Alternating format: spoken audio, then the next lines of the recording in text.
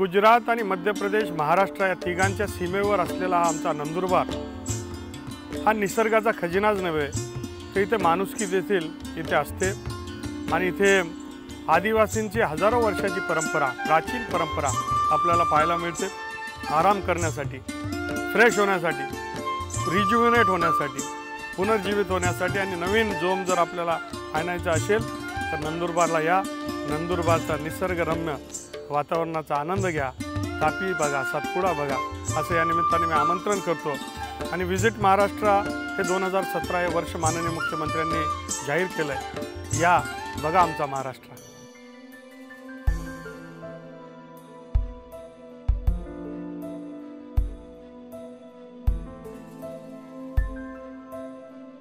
नंदुरबार निसर्गाचं अद्भुत वरदान लाभलेला हा जिल्हा सूर्यकन्या, तापी आणि नर्मदेच्या खोऱ्यानं समृद्ध असा हा प्रदेश, आदिवासी संस्कृतीची जपणूक करणारा हा भूभाग, इतिहासाची साक्ष देणारी ही भूमी, महाराष्ट्राच्या भूतलावरचं हे नंदनवन। मध्य प्रदेश आणि गुजरातच्या सीमांवर महाराष्ट्राच्या उत्तरेला वसलेला हा जिल्हा आदिवासी जिल्हा म्हणून परिचित आहे। नंदुरबार जिल्हा अगोदर धुळे जिल्ह्यात सामावलेला होता। 1998 साली धुळे जिल्ह्याचं विभाजन होऊन या जिल्ह्याची निर्मिती झाली आणि या भागाला गती मिळाली। मागासलेपणाचा ठसा आता जिल्ह्यात झालेल्या विकास कामांमुळे पुसला गेलाय। या जिल्ह्याने आता नवनिर्मितीचा ध्यास घेतलाय। जिल्ह्याचं मुख्यालय म्हणून नंदुरबार शहराची आधुनिकतेच्या दिशेनं वाटचाल सुरू आहे।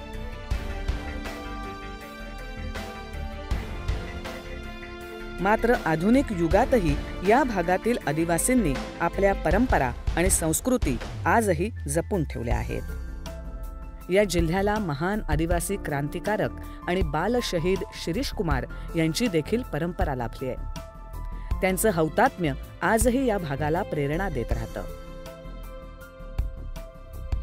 निसर्गाचं अद्भुत वरदान, समृद्ध इतिहास, आदिवासी संस्कृती, या भागातले यात्रा उत्सव, यामुळे हा भूभाग भौगोलिक, पौराणिक आणि सांस्कृतिक दृष्ट्या इतर भागांपेक्षा वेगळा ठरलाय।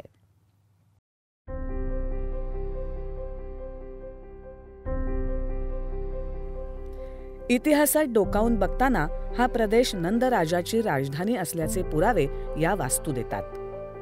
गतकाळातील समृद्ध इतिहासाची जणू साक्षीदारच असल्याचे हे पुरावे आहेत। नंदुरबारला मोगल काळातही व्यापारी मार्ग म्हणून खूपच महत्त्व होतं। गुजरात, महाराष्ट्र आणि मध्य प्रदेशचा व्यापार याच भागावर अवलंबून होता। त्याची साक्ष नवापूर जवळच्या सरायमधून मिळते। ही सराय म्हणजे त्या काळातील व्यापाऱ्यांच्या प्रवासादरम्यानचं मुक्कामाचं ठिकाण। हे सराय आराम आणि सुरक्षेच्या दृष्टीनं तयार करण्यात आले होते। नवापूर जवळच्या या सरायमध्ये भव्य तटबंदी असून आतल्या बाजूला 64 खोल्या तयार करण्यात आल्या। त्या आजही सुस्थितीत आहेत।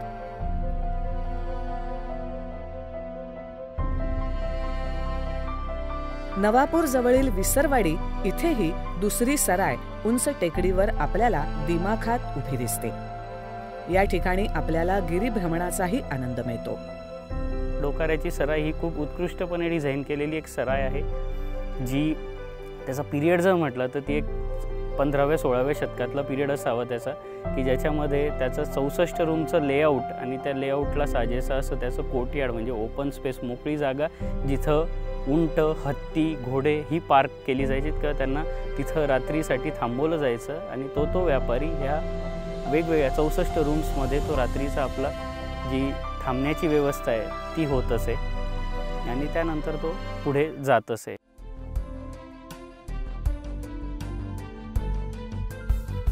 इतिहासाची पानं चालताना सुमारे 1200 ते 1300 शतकातील जैन लेण्याही आपल्याला शहादा तालुक्यात पाहायला मिळतात।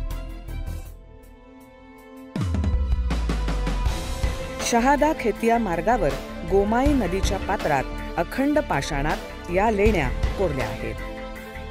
पद्मासनात बसलेली भगवान महावीरांची मूर्ती आपलं लक्ष वेधून घेते। छत विरहित लेण्या असं या लेण्यांचं वैशिष्ट्य आहे। जैन धर्मियांबरोबरच अनेक पर्यटक आणि अभ्यासक या लेण्यांना वर्षभर भेट देत असतात.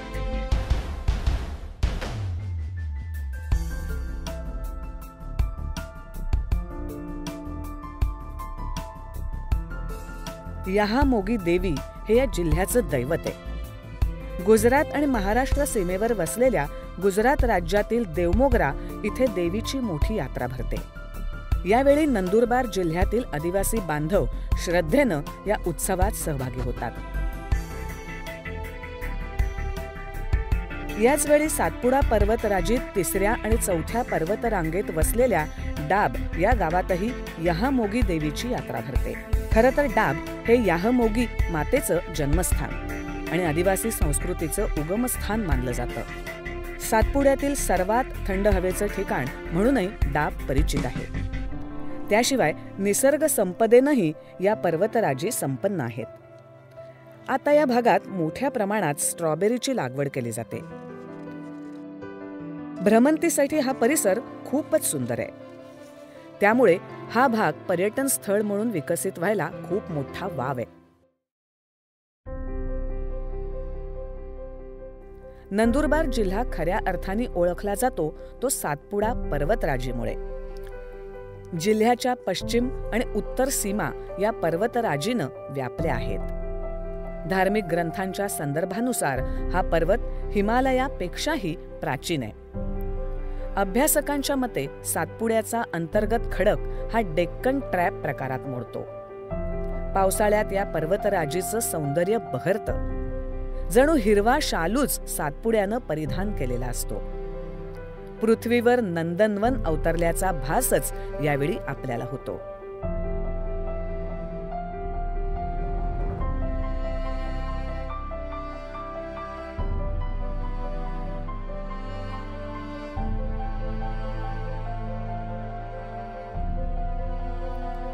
डाबप्रमाणेच सातपुड्यात वसलेलं आणखी एक पर्यटन स्थळ म्हणजे तोरणमाळ. महाराष्ट्रात 2ऱ्या क्रमांकाचं सर्वात उंचावर असलेलं हे थंड हवेचं ठिकाण. 12व्या शतकात हे राजधानीचं ठिकाण होतं. शिवाय सातपुड्याची निसर्गरम्य पर्वतराजी, इथली आदिवासी संस्कृती तोरणमाळचं वैशिष्ट्य आहे. पावसाळ्यात केलापाणी आणि सीताखाई इथले धबधबे ओसंडून वाहताना दिसतात. नाथपंथीयांची भूमी म्हणूनही तोरणमाळ प्रसिद्ध आहे. इथल्या यशवंत तलावाकाठचं गोरक्षनाथ मंदिर आणि मच्छिंद्रनाथ गुफा याची साक्ष देतात. दरवर्षी महाशिवरात्रीला इथे मोठी यात्रा भरते. प्रशासनातर्फे देखील आता तोरणमाळच्या विकासासाठी पावलं उचलली जात आहेत. हा तोरणमाळ एक अत्यंत चांगलं डेस्टिनेशन व्हावं त्या दृष्टीने आम्ही त्या ठिकाणी ropeway, sky walk, paragliding, boating, floating restaurant या दृष्टीने आता आम्ही त्या ठिकाणी डेव्हलपमेंटचे प्लॅन्स तयार केले आहे आणि केंद्र सरकारच्या माध्यमातून पर्यटन विकास विभागाच्या माध्यमातून त्या ठिकाणी आम्ही तोरणमाळचा विकासासाठी मी आता प्रयत्न करत आहे. इथला मानवनिर्मित यशवंत तलाव तोरणमाळच्या सौंदर्यात भर घालतो.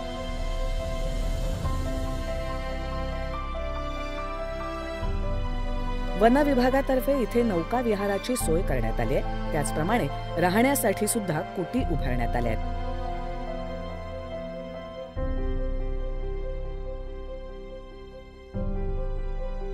शंभर वर्ष जुन्या असलेल्या मिशन बंगल्याचं नूतनीकरण करून पर्यटकांसाठी इथेही मुक्कामाची सोय करण्यात आली आहे. या भागात येणाऱ्या पर्यटकाला वनौषधींचं महत्त्व कळावं या दृष्टीनं इथे वनौषधी उद्यानही तयार करण्यात आलंय.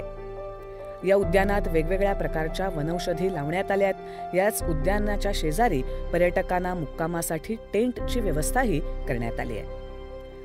सातपुडा पर्वताचं सौंदर्य, आदिवासी संस्कृती, नौकाविहार, गिर्यारोहण आणि एकूणच निसर्गाच्या सान्निध्यात आपल्याला रमायचं असेल तर एक वेळ तोरणमाळला भेट दिलीच पाहिजे.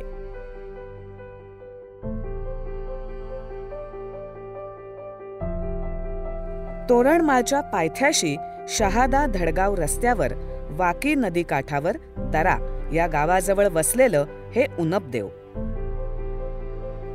गरम पाण्याचा झरा म्हणूनही हे ठिकाण परिचित आहे. वन विभागाने इथे पर्यटकांच्या सोयीसाठी अनेक विकास कामं केली आहेत. गोमुखातून नैसर्गिकरित्या पडणाऱ्या गरम पाण्यात आंघोळ करणं भाविक शुभ मानतात. म्हणूनच इथे भाविकांची मोठी गर्दी असते. या ठिकाणी प्राचीन शिवमंदिर आहे. श्रावणामध्ये इथे यात्रा भरते. इथून जवळच वाकी नदीवर दरा मध्यम प्रकल्प बांधण्यात आलाय. या प्रकल्पामुळे उनबदेवच्या सौंदर्यात भर पडली आहे.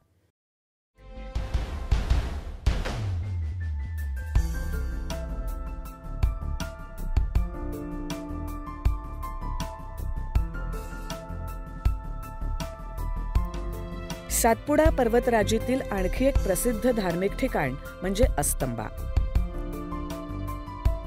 द्रोणाचार्य पुत्र अश्वत्थामा हा चिरंजीवत्वाचा शाप माथ्यावर बाळगत आजही या भागात हिंडतोय अशी आदिवासींमध्ये भावना आहे.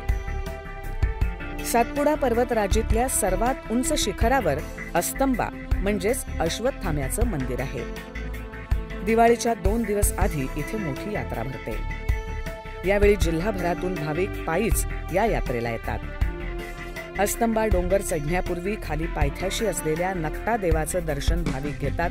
याच ठिकाणी यात्रा भरलेली असते. या यात्रेत खाद्यपदार्थापासून जीवनावश्यक वस्तू आणि साज शृंगाराचं सामानही उपलब्ध असतं. दर्शनाला येणारे भाविक मोठ्या परिश्रमानं अस्तंबा डोंगर सर करतात.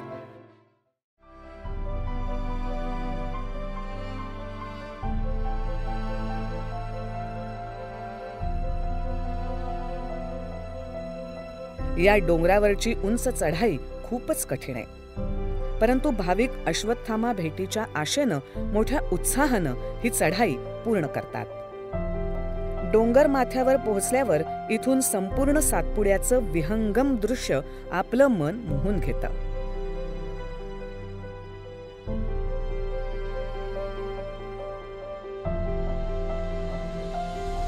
या ठिकाणी अश्वत्थामा जखमेवर लावण्यासाठी तेल आणि कापडी चिंध्या घेण्यासाठी येतो अशी भाविकांची श्रद्धा आहे. म्हणून इथे भाविक तेल आणि चिंध्या आणि नारळ अर्पण करतात.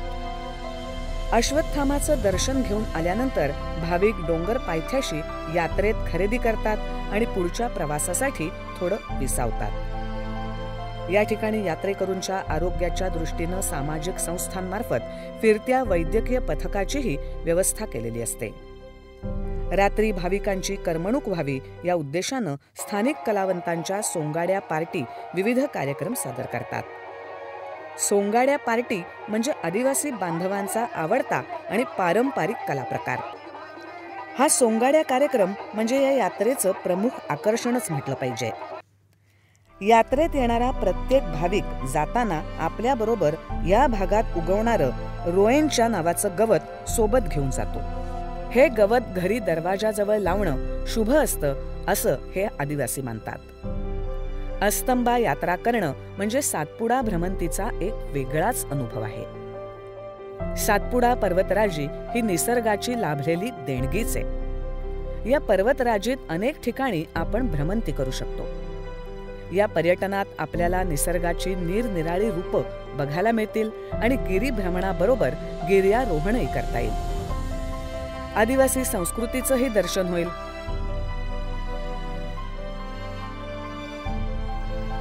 नंदुरबार जिल्ह्याला मैदानी आणि डोंगरी अशी दुहेरी भौगोलिक रचना लाभली आहे. हिडिंबाचं वन म्हणून महाभारतात या भागाचा उल्लेख होतो.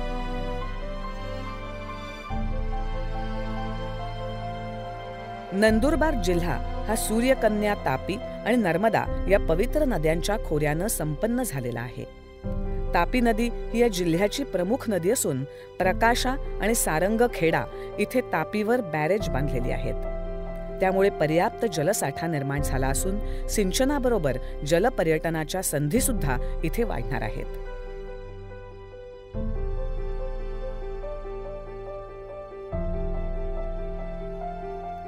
तापी आणि गोमाई नदीच्या संगमावर शहादा तालुक्यात प्रकाशा हे तीर्थक्षेत्र आहे. 4 धाम यात्रांचं पुण्य या तीर्थक्षेत्राच्या भेटीनं होतं असं भाविक मानतात. पुष्पदंतेश्वराचं एकमेव मंदिर इथे आहे. त्यामुळे दक्षिण काशी म्हणूनही हे तीर्थक्षेत्र ओळखलं जाऊ लागलंय. केदारेश्वर, काशी विश्वेश्वर, पुष्पदंतेश्वर, संगमेश्वर, गौतमेश्वर अशी एकूण 108 पुरातन मंदिरं या तीर्थक्षेत्री आहेत. दर 12 वर्षांनी इथे कुंभमेळ्यानिमित्त सिंहस्थ पर्वणी साजरी होते. त्यामुळे या तीर्थक्षेत्राला खूपच धार्मिक महत्त्व आहे. सिंहस्थ पर्वात देशभरातून लाखो भाविक या तीर्थस्थळी स्नान आणि दर्शनासाठी वर्षभर येत असतात. प्रशासनातर्फे देखील विविध कामं हाती घेऊन या तीर्थस्थळाचा विकास केला जातोय. भविष्यात तापी नदीच्या बॅकवॉटरमध्ये जलक्रीडा सुरू करण्याचेही शासनाचे प्रयत्न आहेत.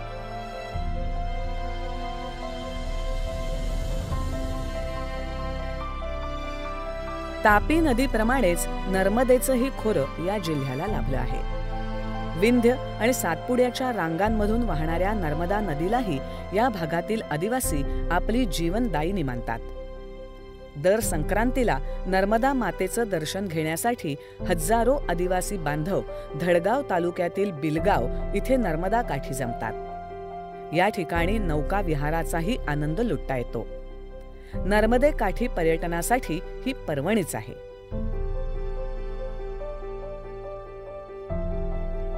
खानदेशचा भूभाग तसा उत्सवप्रिय, त्यामुळे यात्रांचं या भागात खूपच महत्त्व.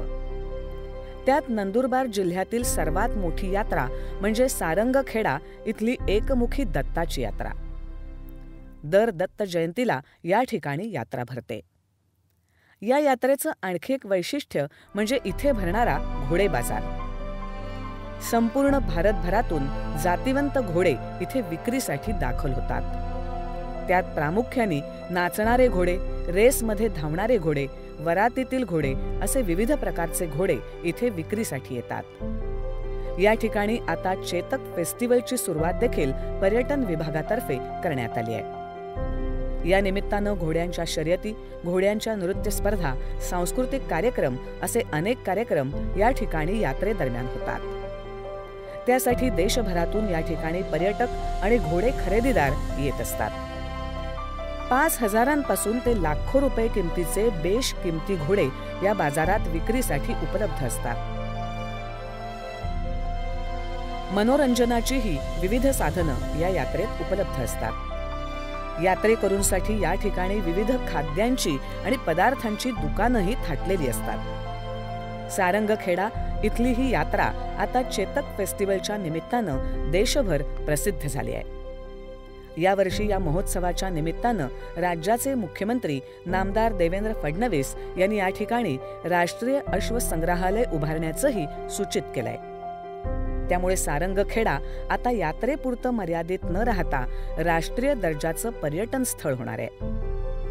याच वर्षी या महोत्सवात हिंदवी स्वराज्याचे संस्थापक राजे शिवछत्रपती शिवाजी महाराज यांचे वंशज माननीय संभाजीराजे भोसले आणि महापराक्रमी महाराणा प्रताप यांचे वंशज माननीय लक्षराज सिंह मेवार यांनी एकत्र भेट दिली.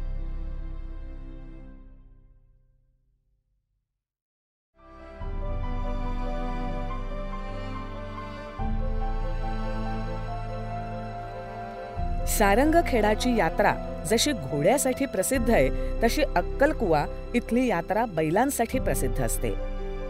कालिका मातेच्या उत्सवानिमित्त दरवर्षी अक्कलकुवा इथे यात्रा भरते. यावेळी मातेच्या दर्शनासाठी नंदुरबार जिल्ह्यासह शेजारच्या गुजरात राज्यातूनही भाविक मोठ्या प्रमाणावर येतात. यावेळी निघणाऱ्या वाहनांना खूपच महत्त्व असतं.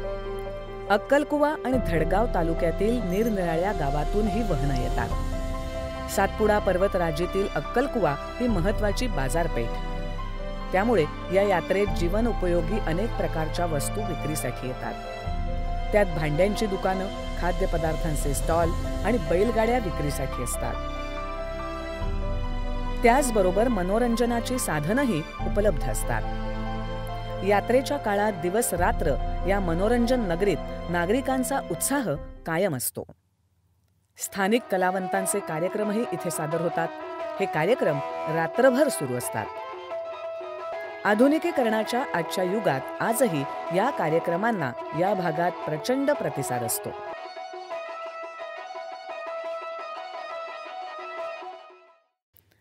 या यात्रेत आपल्या राज्यासह गुजरात आणि राजस्थान इथूनही बैल विक्रेते आणि खरेदीदार येत असतात. निरनिराळ्या जातीचे बैल या ठिकाणी विक्रीसाठी उपलब्ध असतात.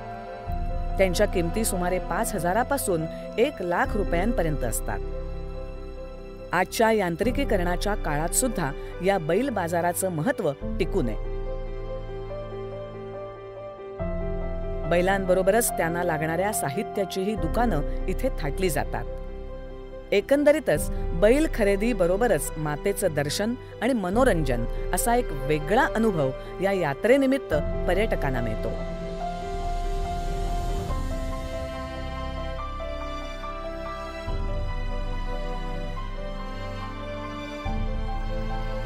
नंदुरबार तालुक्यात सूर्यपुत्र शनिदेवाचं एक महत्त्वपूर्ण स्थान आहे, शनी मांडळ. हे मंदिर खूपच प्राचीन आहे.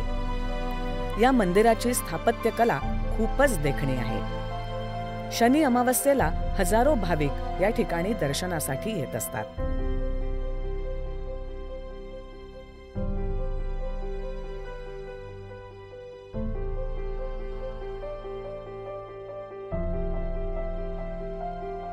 त्याचप्रमाणे नंदुरबार शहराच्या पश्चिमेला हजरत सय्यद अलाउद्दीन उर्फ हजरत इमाम बादशहा यांचा दर्गा आहे. दर्ग्यातील आंतर सजावट खूपच सुंदर असून घुमटावर आकर्षक असं नक्षीकाम करण्यात आलंय. उरूस दरम्यान या ठिकाणी मोठी यात्रा भरते. त्यावेळी लाखो भाविक देशभरातून इथे दर्शनासाठी येत असतात. सातपुड्यातील आदिवासींनी देखील आपली संस्कृती आणि परंपरा टिकवून ठेवली आहे. या भागातील आदिवासी उत्सवप्रिय आहे. सण आणि उत्सव म्हणजे त्यांचा आत्माच आहे. प्रत्येक सण आणि उत्सव साजरा करण्याच्या त्यांच्या वेगवेगळ्या पारंपरिक पद्धती आहेत. होळी हा त्यांचा सर्वात आवडता सण. या सणात आदिवासींच्या मूळ संस्कृतीचं दर्शन आपल्याला घडतं. सुमारे 5,000 वर्षांपूर्वीची परंपरा असलेला हा उत्सव आदिवासी त्याच उत्साहाने साजरा करतात. यावेळी भरणारा भोंगऱ्या आणि मेलादा बाजार आदिवासींसाठी एक पर्वणीच असते. या उत्सवात आदिवासींची रंगकला, पारंपरिक दागदागिने, त्यांचा शृंगार, नृत्य, त्यांची पारंपरिक वाद्य आपल्याला पाहायला आणि अनुभवायला मिळतात. सातपुड्यातील आदिवासींची होळी पाहण्यासाठी राज्यभरातून आता पर्यटक येत आहेत. या सणाच्या निमित्तानं या भागातील आदिवासींची संस्कृती जगभर पोचावी या उद्देशानं राज्याचे पर्यटन मंत्री नामदार जयकुमार रावल यांनी प्रयत्न सुरू केलेत. हा जिल्हा एक महाराष्ट्रातला एक पर्यटनाचा जिल्हा, कारण निसर्गानं नटलेला हा जिल्हा आमचा आहे. या जिल्ह्यामधील आमचा आदिवासी समाज हा दरवर्षी होळी सण आमचा साजरा करतो. या ठिकाणी सिंहस्थ पर्वणीचा आमचा प्रकाशा, सारंगखेडातील एकमुखी दत्त मंदिर आणि त्या निमित्तानं दरवर्षी यात्रेच्या निमित्तानं होणारं चेतक फेस्टिवल, देशभरातील या ठिकाणी घोडे या यात्रेत सहभागी होतात. आणि मला खात्री आहे की नंदुरबार जिल्हा हा मोठ्या प्रमाणात पर्यटकांना आकर्षित करून घेणारा हा जिल्हा राहणार आहे. नंदुरबार जिल्ह्याला विविधता लाभली आहे. या भागात पर्यटनाच्या दृष्टीनं खूप वाव आहे. सातपुड्याची भव्यता, तापी नर्मदेची विशालता, आदिवासींची समृद्ध संस्कृती आणि आध्यात्मिक प्रवास अनुभवायचा असेल तर चला नंदुरबार जिल्ह्याच्या पर्यटनाला.